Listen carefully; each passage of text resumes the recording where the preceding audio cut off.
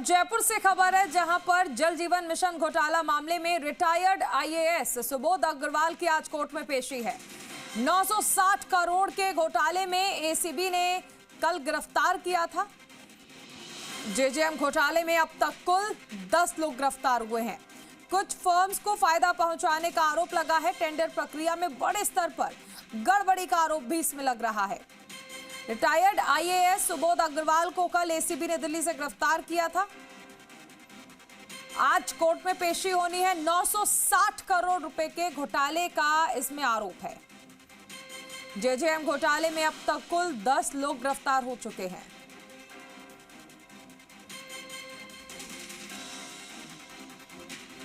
कुछ फर्म्स को फायदा पहुंचाने का आरोप लगा।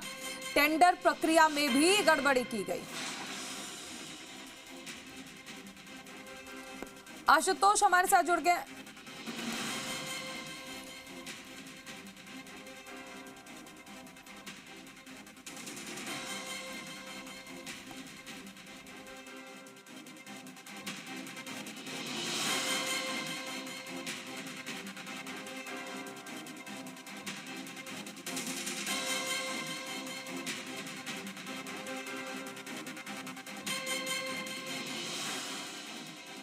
आशीष हमारे साथ जुड़ गए ज्यादा जानकारी के साथ। आशीष, कल गिरफ्तारी और आज कोर्ट में पेशी। देखिए, बिल्कुल राजस्थान का बहुचर्चित जल जीवन मिशन घोटाला, जो कि राजस्थान में तकरीबन 960 करोड़ का ये घोटाला हुआ था। फर्जी फर्मों को प्रमाण पत्र बनाए गए, फर्जी पेमेंट किया गया और उसके बाद में ये घोटाला पूरी तरीके से सामने आया। पूर्व आईएएस सुबोध अग्रवाल को कल एसीबी ने गिरफ्तार किया था, जिसके बाद में आज उनकी कोर्ट में पेशी है। अब एसीबी 3 दिन की रिमांड ले सकती है सुबोध अग्रवाल की। और जिस तरीके से राजस्थान में ये घोटाला हुआ है, उसको लेकर जो ये 11वीं गिरफ्तारी है। आने वाले दिनों में कहा यह जा रहा है कि 5 से 6 गिरफ्तारियां इस पूरे मामले में हो सकती है, क्योंकि 3 आरोपी इसमें फरार चल रहे हैं, जिनकी संपत्तियां भी अटैच कर सकती है सरकार। और आने वाले दिनों में और भी इंजीनियर्स की मुश्किलें बढ़ सकती है। ये भी बताया जा रहा है कि कई इंजीनियर्स को पूछताछ के लिए भी एसीबी बुला सकती है। कड़ियाँ जोड़ने का लगातार प्रयास कर रही है। लेकिन सबसे बड़ी बात है कि 51 दिन के बाद में फरारी काट रहे सुबोध अग्रवाल एसीबी की गिरफ्त में है। अब उन्हें कोर्ट में पेश किया जाएगा। कोर्ट में किस तरह की प्रक्रिया रहेगी, एसीबी कितने दिन की रिमांड मांग सकती है, हमारे साथ आशुतोष मेरे सहयोगी मौजूद हैं। आशुतोष, आप एसीबी देखते हो, क्या लगता है कितने दिन की रिमांड मांगेगी एसीबी और कितने अहम खुलासे हो सकते हैं? और ये सामने आया है कि कहां फरारी काट रहे थे सुबोध अग्रवाल। आशीष, देखिए, अगर इस पूरे प्रकरण को और इस प्रकरण की टाइमलाइन को अगर हम समझने की कोशिश करते हैं तो बहुत साफ साफ नज़र आता है कि 2025 दिसंबर के अंदर रिटायरमेंट होने वाला होता है। उससे पहले सरकार जांच की मंजूरी देती है, यानी कि सरकार तक तमाम जानकारी पहुंच जाती है कि किस तरीके का इन्वॉल्वमेंट सुबोध अग्रवाल का इस पूरे मामले में था, कैसे टेंडर पूलिंग की गई, कैसे उन कंपनीज़ को, उन फर्म्स को ठेके दे दिए गए जो कि नॉर्म्स पूरे ही नहीं कर रहे थे। सर्टिफिकेट जो थे वो पूरी तरीके से फर्जी पाए गए। एसआईटी की टीमें जब उन संबंधित ठिकानों पर पहुंची जो फर्म्स के बताए गए थे, वो तो पूरी तरीके से सर्टिफिकेट फेक पाए गए थे। अब इसमें सबसे ज़रूरी बात यह है कि सुबोध अग्रवाल की जहाँ तक बात करते हैं तो तमाम बचने के प्रयास किए। पहले हाई कोर्ट से शरण लेते हुए नज़र आए, वहाँ से राहत नहीं मिलती है। फिर अपना भेष बदल के, यानी कि लुक चेंज करके वो अपनी जहाँ वो रहते थे, वो गुड़गांव का जो उनके बिल्डिंग थी, वहाँ वो लगातार पहुँचते रहे। लेकिन चौतरफा दबाव बन चुका था एसीबी का। एसीबी की टीमें लगातार दबिश दे रही थी, अलग अलग जगह पे मौजूद थी। और उसके साथ खास बात ये थी कि ये साफ कर दिया गया था कि कोर्ट से गिरफ्तारी वारंट तो जारी हो ही गए थे, संपत्ति कुर्क करने की तैयारी कर ली गई थी। और उससे, क्योंकि देखिए, अकूत संपत्ति, अकूत काली कमाई सामने नज़र आ रही है, तो उसका एक बहुत बड़ा खतरा था। अब इसमें होगा ये कि इससे पहले जो तमाम 10 आरोपी इसके अंदर गिरफ्तार हुए हैं, उनको क्रॉस इंटरोगेशन के लिए, आमने सामने बैठा के पूछताछ के लिए बुलाया जा सकता है। क्योंकि बहुत सारे तथ्य ऐसे हैं, ये भी जानकारी में सामने आया है कि सुबोध अग्रवाल के पास में शिकायत पहुंच गई थी इस बारे में कि कुछ इस तरीके से गलत हो रहा है।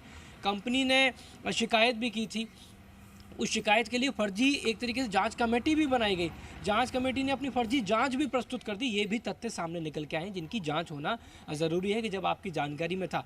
लेकिन अब बड़ा सवाल यह है कि क्या ये जांच की आंच जो है यही रुक जाएगी? ऐसा तो नहीं है कि सुबोध अग्रवाल को भी कहीं से इशारा था, इसमें कुछ और ब्यूरोक्रेट या कोई सिस्टम का व्यक्ति तो शामिल नहीं है? क्या मंत्री स्तर पर इशारा हो रहा था, या बीच की कोई एक ऐसी भी कड़ी है जो अभी तक इस पूरी जांच से कहीं ना कहीं मिसिंग दिखाई दे रही है? बहुत सारे ऐसे अहम तथ्य हैं जिनको लेके एसीबी को पूछताछ करनी है, और इसीलिए एसीबी ये चाहती है कि कम से कम 3 से 4 दिन का जो रिमांड है पूछताछ के लिए वो मिले। अब से कुछ देर बाद में कोर्ट में प्रोड्यूस किया जाएगा, और एसीबी की कोशिश यही है कि कम से कम 3 से ज़्यादा दिन उनको रिमांड के तौर पर मिले। आशीष, कितने बजे कोर्ट में पेशी होनी है? और अभी क्योंकि 10 लोग गिरफ्तार हो चुके हैं, ये लिस्ट अभी कितनी लंबी है गिरफ्तारियों की? देखिए, राजस्थान में जिस तरीके से घोटाला हुआ था, 17A की परमिशन 18 लोगों की मिली थी, जिसमें से अभी 11 गिरफ्तार हो चुके हैं। लेकिन कई लोगों ने कोर्ट से स्टे ले रखा है, कई लोग फरारी काट रहे हैं। इसीलिए जो इनको अभी बचे हुए हैं, लेकिन आने वाले दिनों में वो भी एसीबी की गिरफ्त में होंगे और उनको गिरफ्तार किया जा सकता है। बात रही कोर्ट में जो स्टे ले रखे हैं, उनको काउंटर के लिए एसीबी कोर्ट में गई हुई है। यदि कोर्ट से मंजूरी मिलती है उन्हें गिरफ्तारी करने की, तो वाकई वो भी गिरफ्तार होंगे। और कैसे जो फरारी काट रहे हैं लोगों की संपत्ति अटैच की जाएगी, मेरे सहयोगी लगातार बता रहे हैं। आशुतोष, आपसे जानना चाहेंगे कि क्या प्रोसीजर रहता है, संपत्ति अटैच उनकी की जाएगी, कब की जाएगी, क्योंकि उनको स्टैंडिंग वारंट जारी कर रखा है? देखिए, ये सूची अभी हमें एसीबी से प्राप्त हुई है। इसके अंदर अभी की बात करें तो मुकेश गोयल, जितेंद्र शर्मा और संजीव गुप्ता, ये फिलहाल 3 फरार है। और बड़ी बात यह है कि इनके खिलाफ में स्थायी जो वारंट है वो जारी कर दिए गए हैं। अब कोर्ट की ही परमिशन से इनको ना सिर्फ भगोड़ा घोषित किया जाएगा, बल्कि जब कोर्ट की परमिशन से इनको भगोड़ा घोषित कर दिया जाएगा तो अब इनकी संपत्ति कुर्क करने का जो प्रोसेस है उसकी शुरुआत हो जाएगी। लेकिन अभी तक जो जानकारी में सामने आ रहा है, उसको कहते हैं ना कि जब किंगपिन आपकी गिरफ्त में आ जाता है तो डाउनलाइन जो है वो पूरी की पूरी टूट जाती है। क्योंकि बताया ये भी जा रहा है कि सभी के सभी आपसी संपर्क में थे, और एक पूर्व प्लानिंग भी थोड़ी बहुत कर ली गई थी कि किस तरीके के स्टेटमेंट देने हैं, क्या करना है, dos and don'ts very clear कर लिए गए थे। ऐसे बहुत सारी चीज़ें हैं। लेकिन जहाँ तक इन फरार आरोपियों की बात करें तो इनके खिलाफ में स्थायी वारंट है, लेकिन प्रोसेस की जहाँ तक बात करें, इनको भगोड़ा घोषित किया जाएगा, और उसके बाद में भगोड़ा घोषित करने के बाद में इनकी संपत्ति कुर्क करने की जो परमिशन है वो कोर्ट से ली जाएगी।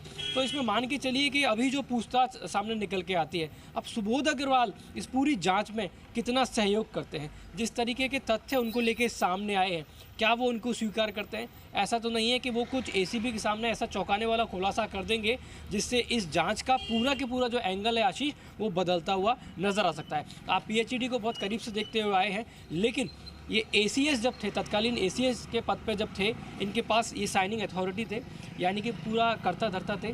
लेकिन ऐसा तो नहीं कि इनको भी कहीं से इशारे मिल रहे थे। ये अपने आप में बहुत ज़रूरी है। सुबोध अग्रवाल इस एफआईआर के अंदर आरोपी बनाए गए हैं, गिरफ्तार भी कर लिए गए हैं, अब से कुछ देर बाद में कोर्ट में पेश भी कर दिए जाएंगे, रिमांड पे भी ले दिए जाएंगे। लेकिन पूछताछ में सुबोध अग्रवाल के इस तरीके के तथ्य सामने रखते हैं इस पूरे घोटाले को लेके, 960 करोड़ के घोटाले को लेके, ये बहुत अहम है। और ये जांच की जो दिशा है, ये इनसे जो पूछताछ होनी है वो तय करता हुआ नजर आएगा। यानी आप ये कह रहे हैं कि हो सकता है कि पूर्व सरकार में किसी के दबाव में ये हो और उनके दबाव में ये काम कर रहे हो, लेकिन सबसे बड़ी बात है कि किस तरह के खुलासे इस पूरे मामले में हो सकते हैं। पूरी चैन है नीचे से ऊपर तक, इंजीनियर से लेके आईएएस तक, लेकिन सिस्टम में मिलीभगत जो है वो किस तरह से डिफाइन करेगा एसीबी? देखिए, सबसे बड़ी बात तो ये है कि किस स्तर पे उनको इशारे हुए कि जो आपके सामने टेंडर्स आ रहे हैं वो जो कंपनीज फर्म्स हैं वो शर्तें पूरी नहीं कर रही हैं, तो उन शर्तों में बदल दीजिए। एक सेट प्रोटोकॉल रहता है कि जब भी कोई टेंडर होगा, वो जो संबंधित फर्म होगी उसका एक टर्नओवर होना चाहिए, वो नियम में शर्तें पूरे करना चाहिए, वो नहीं किया गया। कैसे जो टेंडर पूलिंग है वो कर दी गई, प्रीमियम जो थे वो बढ़ा दिए गए, यानी कि पूरा एक खाका तैयार कर दिया गया जिसकी एक तैयारी तो चल रही थी। लेकिन इन सब तैयारियों के बीच में ये इशारे कहाँ से मिल रहे थे, ये डायरेक्शंस कहाँ से मिल रहे थे? क्या सब पूरा के पूरा खेल सुबोध अग्रवाल के स्तर पर चल रहा था, यानी कि तत्कालीन पीएचईडी के एसीएस के स्तर पे चल रहा था, या उनको भी कहीं से इशारे मिल रहे थे? अब वो मंत्री स्तर पे मिल रहे थे महेश जोशी जो कि जेल में अपनी सज़ा काट चुके हैं, फिलहाल बाहर है, उनके स्तर पे मिल रहे थे। संभव है कि महेश जोशी को भी यहाँ पे पूछताछ के लिए बुलाया जाए और उनसे आमने सामने बिठा के पूछताछ की जाए, या कोई चौंकाने वाला बड़ा नाम भी सामने आ सकता है। ये बहुत हद तक तय करेगा जो पूछताछ होगी सुबोध अग्रवाल से। बिल्कुल बड़ी पूछताछ होगी और इसमें देखिए 4 पॉइंट्स को लेकर एसीबी लगातार जो अपनी जांच है बिल्कुल अब वो कर देखना रही है। होगा पहला कि क्या खुलासे होते हैं और कितने दिन की रिमांड दी जाती है। शुक्रिया इस तमाम जानकारी के लिए।